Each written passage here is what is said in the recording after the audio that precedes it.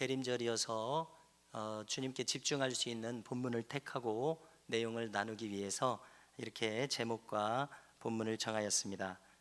자, 오늘 본문을 보니까 바울은 너희와 라오디게아 교인들을 위해서 얼마나 힘쓰는지 알기 원한다고 말합니다. 여기 너희는 이 성경이 골로새서입니다. 그래서 골로새 교회를 가리킵니다. 자, 우리가 오늘날 튀르키예, 예전의 이름 터키, 성경에서 소아시아라고 지목되는 그곳에 라오디게아라는 도시가 있고요, 또 골로새와 히에라폴리스라는 도시가 있습니다. 이 도시들은 가까운 근거리에 위치하고 있습니다. 예를 들면 전주와 김제 사이가 상당히 가깝지 않습니까? 그런 정도의 거리, 약 20-30km 정도 위치하고 있습니다. 오늘날의 터키 중남서부, 어렵죠? 중남서부, 지도에서 가운데 왼쪽 이렇게 있다고 생각하면 될 것 같습니다.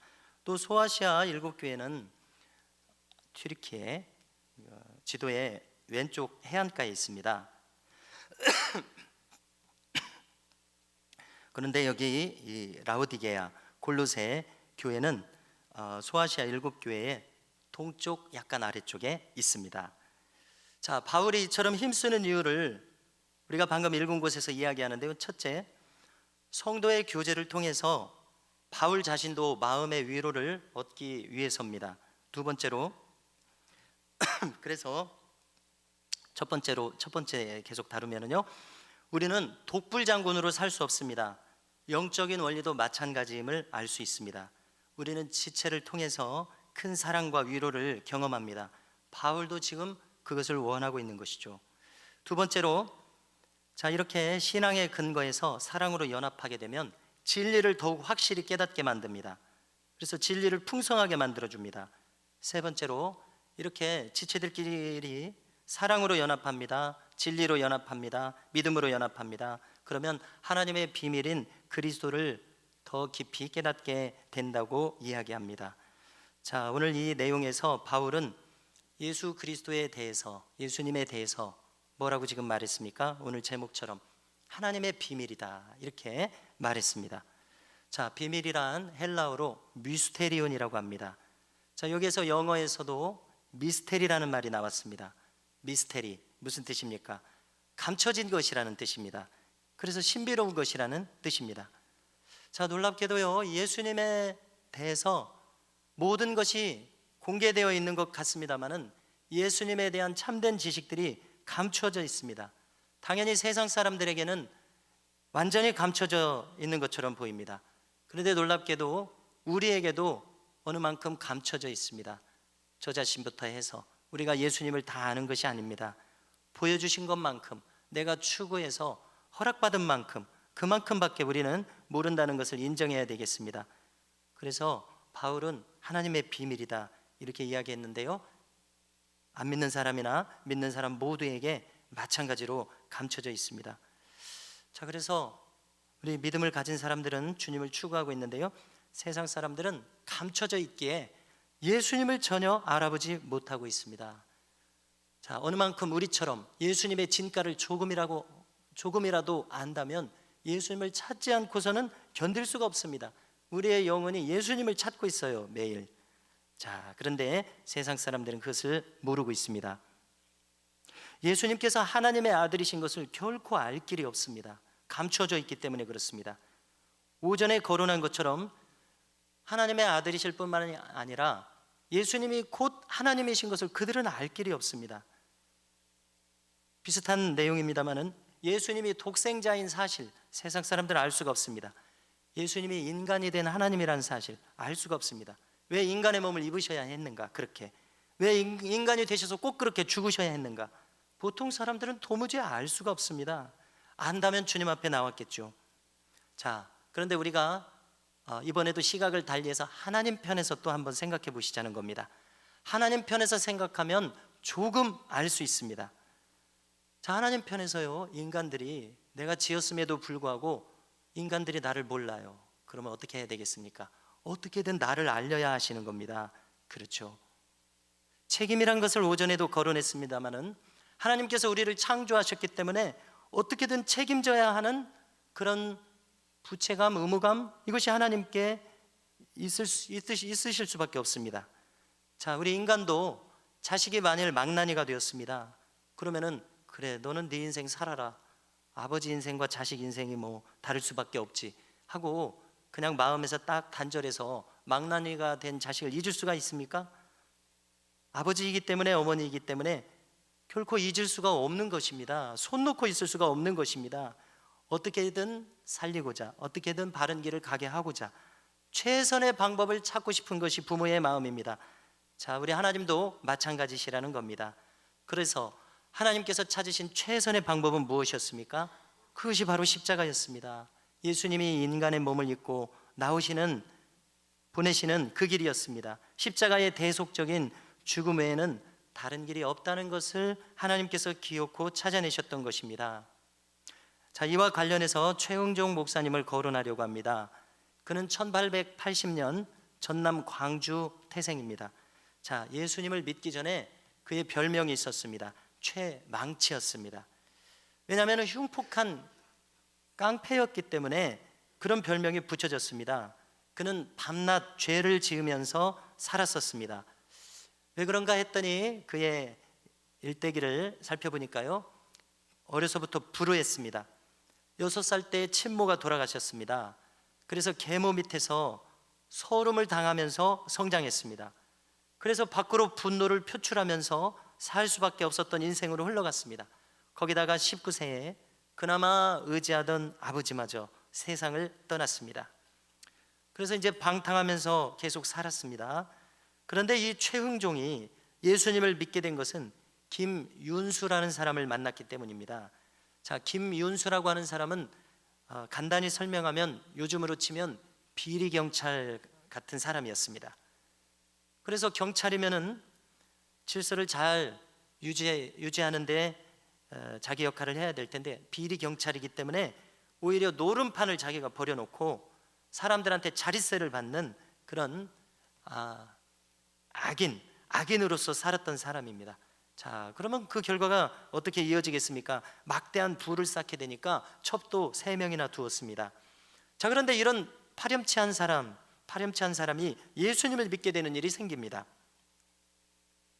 전남 지역의 초기 선교사에 의해서요. 자, 이것은 왜 그런 일이 생겼냐면요, 그의 모친이 간곡하게 전도했기 때문에 그가 예수를 믿는 일이 생깁니다. 신실한 신자가 되었고, 그 다음에 계속해서 경영해왔던 양조장을 그만둡니다. 놀랍게도 자기가 그동안 잘못 살았던 모든 것을 청산합니다. 정말 놀라운 일이죠. 자, 왜 이렇게 되었는가를 알려면 그의 어머니가 어떻게 예수님을 믿게 되었느냐, 이걸 또 알아야 연결이 됩니다. 어머니가 어떻게 예수를 믿게 됐길래 아들을 간곡하게 전도했는가, 그 내용인데요. 자, 그의 모친은 어떤 사람이었는가 하면 양조장을 운영하면서 술독을 긁는 일을 하는 겁니다. 그게 자기가 주로 하는 일인가 봐요. 그래서 술독을 계속 긁으니까 손등이 거북이 등처럼 갈라지게 됐습니다. 그리고 거기에 종기가 생겼습니다.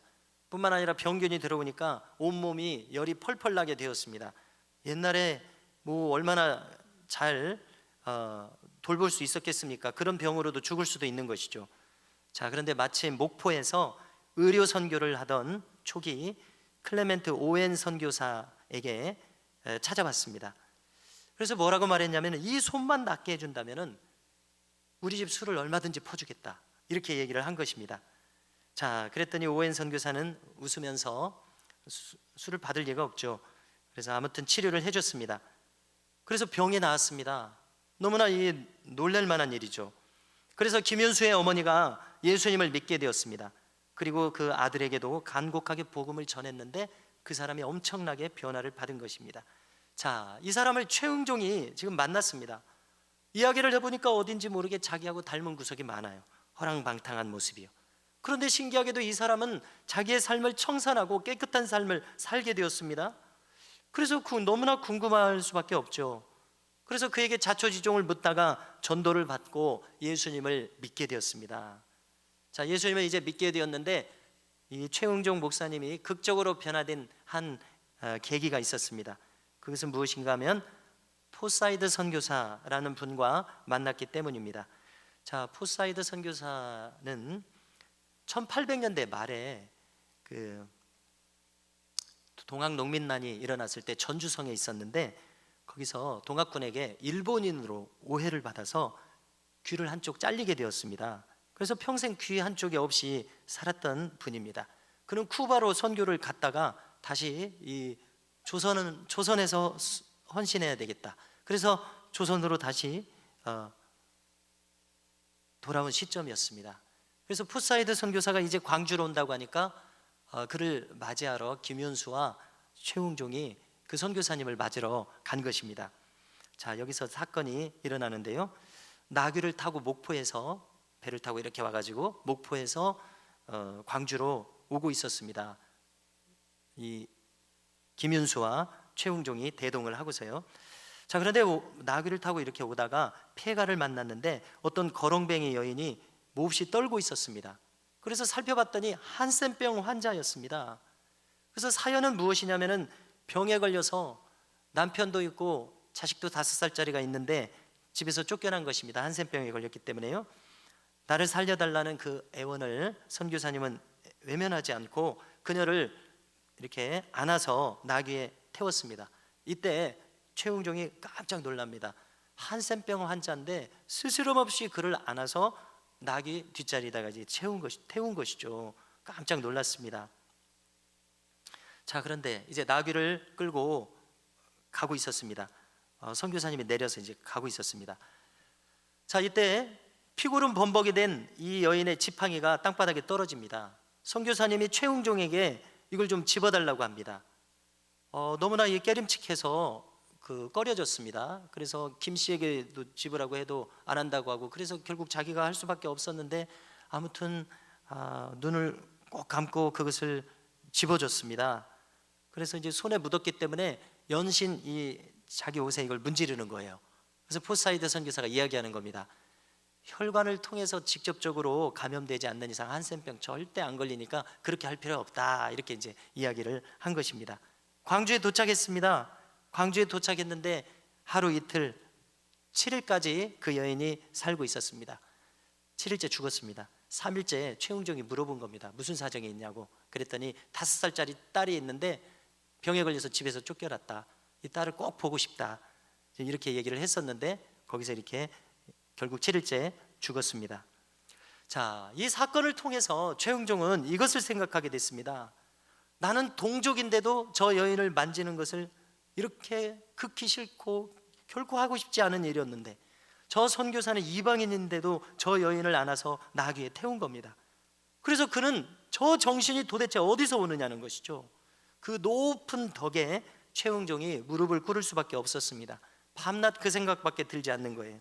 그래서 저 선교사가 저런 태도로 살게 만드신 그리스도의 비밀을 알고 싶었던 것입니다.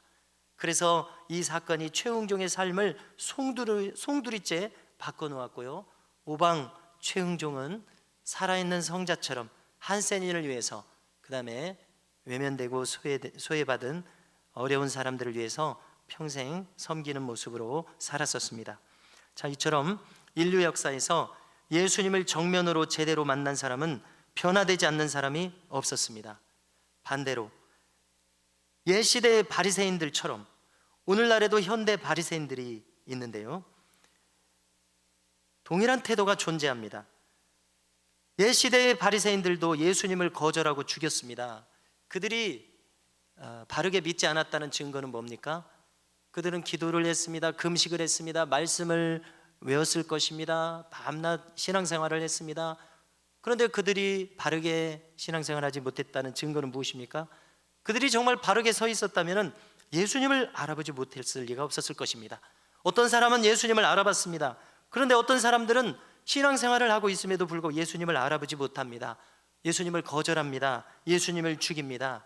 그런데 이 똑같은 일은 오늘날에도 없으리라는 보장이 있습니다. 그래서 우리는 우리 스스로에게 물어야 되겠습니다. 나는 예수님에 대해서, 만일 예수님이 그때 같은 모습으로 나에게 다가오신다면 나는 예수님을 알아볼 수 있겠는가? 이런 것을 물어야 되겠습니다. 나는 지금도 예수님을 거절하고 있지 않은지, 예수님을 내가 지금 죽이는 사람이 아닌지 이런 것들을 점검해 봐야 할 것입니다. 자, 최망치였던 최흥종 변화시킨 예수님은 김윤수를 변화시켰습니다. 그분은 포사이드를 변화시켰습니다. 수많은 이름 모를 남녀들을 변화시켰습니다. 오늘날도 이 변화되는 모습은 계속되고 있습니다. 자, 그런데 이 기적이 모두의 것이 아니라는 것이죠. 왜냐하면 예수 그리스도는 감추어졌기 때문에 그렇습니다. 이분은 열려지지 않으면 들여다볼 수가 없습니다. 그 진가를 알아볼 수가 없습니다. 이분이 열려지는 방법이 있는데요, 이분이 열려지는 방법은 무엇입니까? 성경은 말씀합니다. 오직 심령이 가난해지는 통로를 통해서만 이문이 열려집니다. 심령이 가난해지는 것은 무엇입니까? 자신이 죄인이라는 것을 진실로 깨닫고 있는 것입니다. 자신은 아무것도 아니라는 것을 깨닫습니다. 나는 교만 그 자체구나, 이것을 깨닫는 마음입니다. 나는 영원히 멸망받을 수밖에 없는 죄인이라는 것을 깨닫지 않고서는 이문이 열려지지 않는다는 사실입니다. 그래서 이 문은 비밀입니다. 예수님은 감춰졌다고 말합니다. 감추인 보물이라고 말합니다. 자, 오늘 말씀 3절도 한번 떠올려 보십시오. 말씀드리겠습니다. 예수님 그 안에는 지혜와 지식의 모든 보화가 감춰져 있다고 말씀합니다. 이 말씀 믿으십니까? 모든 보화가 예수님 안에, 모든 지혜와 지식의 보화가 감추어져 있는 줄로 믿습니다. 우리는 지금 대림절을 보내고 있습니다. 그래서 이 기간, 이 주일날 나누게 되는 말씀들을 대폭 주님께 초점을 맞추고 있습니다. 우리의 신앙과 끝은 예수님일 수밖에 없기 때문에 그렇습니다. 우리가 오늘도 찾아야 될 분은 예수님, 모셔야 될 분은 예수님, 예배해야 될 분은 예수님, 기도해야 할 대상은 예수님, 동행하고 싶은 분은 예수님, 우리의 목적도 예수님, 목표도 예수님, 의지할 분도 예수님인 줄로 믿습니다. 이 대림절에 우리가 회복해야 할 마음은 예수님을 찾는 마음입니다. 갈급한 마음, 그분을 사모하는 마음입니다. 그분을 의지하는 마음입니다. 대림절에 우리가 들어야 될 소리가 있으니 그것은 바로 그분의 음성입니다. 자, 오늘 말씀 4절을 보니까요, 바울은 예수님이 비밀이라 말하는 것은 아무도 교묘한 말로 너희를 속이지 못하게 하려는 것이다, 이렇게 이야기합니다. 왜 이렇게 이야기하겠습니까? 당시에도 예수님을 별것 아니라고 만드는 가르침과 시도들이 부지기수로 많았습니다. 오늘도 마찬가지입니다. 오늘도 이 세상은 또 많은 가르침들은 예수님이 별것 아니라고 이야기합니다. 우리 주변에 창궐에 있는 수많은 이단들이 있습니다. 그들의 말을 요약해 본다면요, 여러분들은 어떻게 요약하시겠습니까? 저는 이렇게 요약이 됩니다. 그들은 이구동성으로 예수님으로는 부족하다고 말하고 있습니다. 그들은 이구동성으로 예수님으로는 실패했다고 말하고 있습니다. 그리고 내가 바로 하나님이 의도하신 그 예수가 바로 나다, 바로 내가 재림한 예수다, 이렇게 말하는 것이 이단들의 가르침의 요점입니다. 그렇지 않습니까? 그들은 예수님을 사람으로 격화시킵니다. 또 교묘하게 예수님의 자리에 자기들이 올라갑니다. 예수님이 하나님의 아들이신 비밀을 무력화시키는 것이 그들의 목표입니다. 계략입니다. 최종 목표입니다. 그래서 우리는 속지 말아야 합니다. 예수님을 격화시키는 어떤 시도와 사상, 철학, 종교, 사회비적 가르침에 속지 말아야 합니다. 자, 그런데 눈에 띄게 예수님을 격화시키는 것은 우리는 너무나도 쉽게 잘 알아볼 수 있습니다. 그런데 문제는 예수님이 나로부터 격화당하시고 계시다는 겁니다. 여러분, 너무나 놀라운 것 아닙니까? 나를 통해서 예수님께서 무시당하시는 일이 있더라는 것입니다. 여러분, 그러므로 우리는 우리의 스스로의 마음을 돌아봐야 되겠습니다. 이 대림절을 보내면서 우리의 심령에 예수님이 없어지는 순간 우리는 흔들릴 수밖에 없습니다. 신앙을 잃을 수밖에 없습니다. 우리의 심령의 평강을 잃을 수밖에 없습니다. 그러므로 이 대림절에 우리 모두가 우리의 마음을 지켜서 항상 예수님을 추구하실 수 있기를 주님의 이름으로 축복합니다. 우리 모두가 주님께 더욱 가까이 가기 위해서 몸부림치는 일들이 반드시 있어야 되겠습니다. 우리는 여전히 앞으로 일주일을 살아가면서 무슨 일을 해야 됩니까? 죄와 싸워야 합니다. 자기와 싸워야 합니다. 세상과 싸워야 합니다. 마귀와 싸워야 합니다. 이 전장터 한가운데 있음을 우리는 결코 잊지 않으시면서 우리 주님을 계속해서 추구하시는 은혜가 우리 모두에게 있기를 주님의 이름으로 축원합니다.